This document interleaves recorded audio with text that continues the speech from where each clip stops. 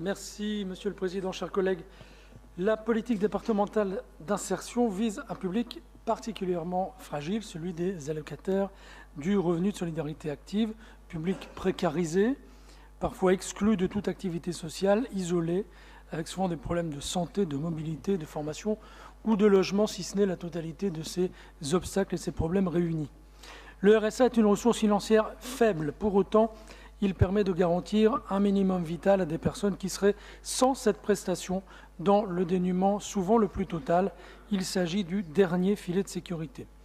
Malheureusement, le RSA est parfois perçu comme un revenu d'assisté ou de profiteur.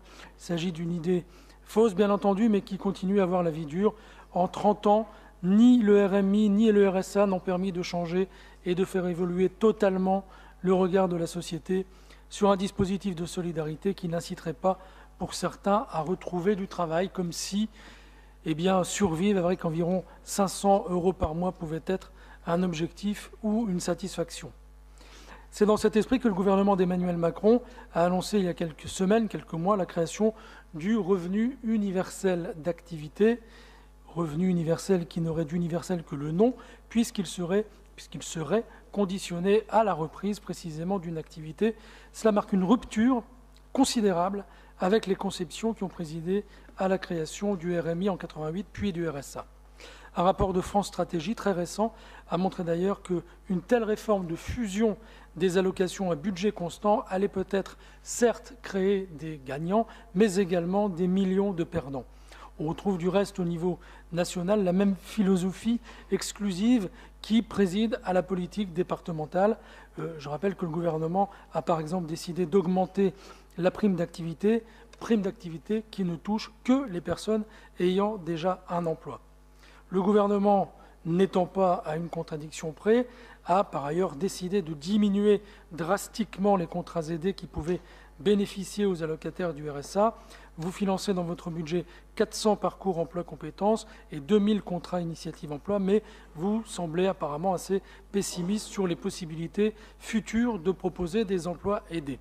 Ce qui aurait été peut-être un peu plus intéressant, c'est d'élargir les territoires zéro chômeur qui permettent à une personne sans emploi depuis plus de 2 ans d'obtenir un emploi auprès de la collectivité, mais ce sont seulement 70 millions d'euros qui sont débloqués dans le plan pauvreté pour mettre en œuvre la proposition, et nous pensons que c'est beaucoup trop faible. Ce débat national n'est pas sans conséquences sur les politiques d'insertion menées par les départements. L'insertion professionnelle et le retour à l'emploi sont désormais considérés comme les seuls objectifs prioritaires au détriment de toute une frange de la population qui a d'abord besoin de véritable accompagnement social. C'était d'ailleurs symptomatique tout à l'heure quand Mme Bécu a parlé de ses priorités, c'est-à-dire la prévention et l'insertion professionnelle.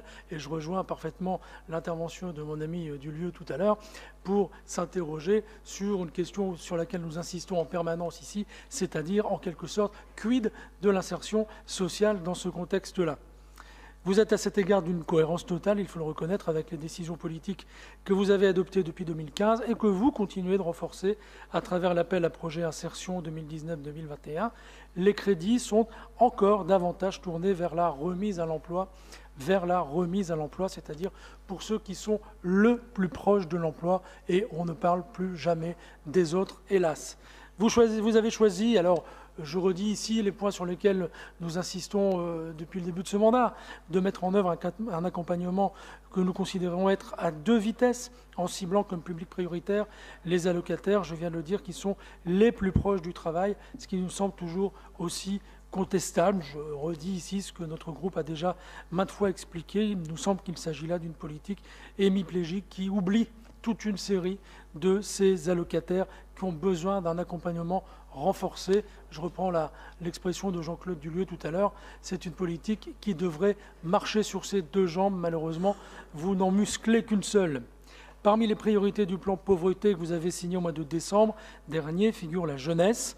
Vous mettez en exergue dans votre document la mise en œuvre d'actions innovantes pour les jeunes allocataires du RSA de 25 à 30 ans, notamment dans le cadre de l'appel à projet 2018-2020 de la région. Et en même temps, puisque c'est une expression qui est d'actualité, vous avez décidé en 2018 de supprimer des financements pour le fonctionnement des missions locales. Reconnaissons, Monsieur le Président, que cela est complètement contradictoire avec votre objectif de prévenir le passage au revenu de solidarité active. Enfin, vous inscrivez dans votre budget une ligne de crédit de un peu plus d'1 million d'euros pour les subventions au titre de la lutte contre les exclusions.